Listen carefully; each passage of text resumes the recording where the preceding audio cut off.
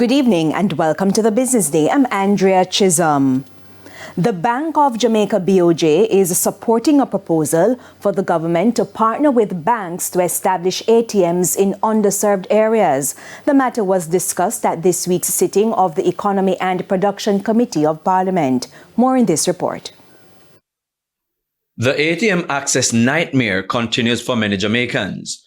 In Western Jamaica, for example, residents have to drive for more than an hour in some instances to find a working ATM. The BOJ has therefore proposed the state partners with the banks to install ATMs in places in rural Jamaica which desperately need ATMs. So for $12 million, the vestibule would be set up, the machine installed. The operation of the machines themselves costs somewhere between 10 to 12 million per annum.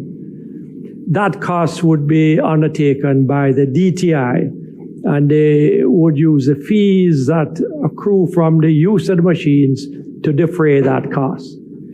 I think it's a reasonable proposal, subject to fine-tuning, and which would offer the opportunity to spread the network much more rapidly.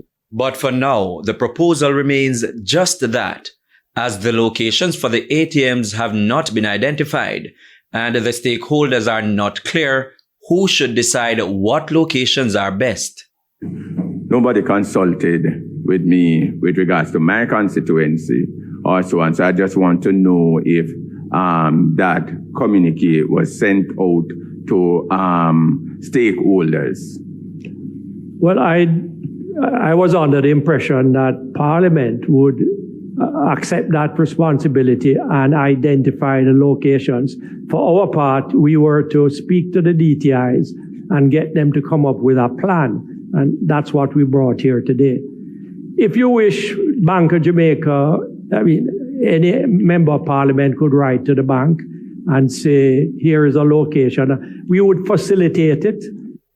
The committee says it will get suggestions from the 63 MPs and other stakeholders in rural Jamaica to decide on potential locations for the machines.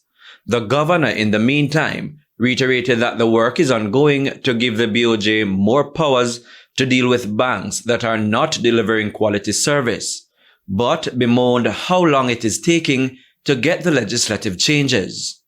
I cannot find a bank for the ATM being down less than 90% of the time. I don't have that power. I have to use moral suasion. We have started to craft legislation, Twin Peaks. 18 months we are working on trying to get that to cabinet, to come to the House, to be passed, to give the powers to the regulators, ourselves and the FSC, the power to do market conduct and customer protection work. Prince Moore, TVJ News. To the stock market now, the JSE index declined by 256 points today, while the junior market index advanced by 25 points. 51 stocks gained ground and includes Stanley Motor, Epley 7.25%, Knutsford Express, Regency Petroleum and Indus Pharma. 41 declining stocks include JMMB Group 5.5% US dollar preference shares, 138 Student Living variable preference shares, Productive Business Solutions 10.5% preference shares, JMMB Group 8.5% US dollar preference share, and Proven Group US dollar share.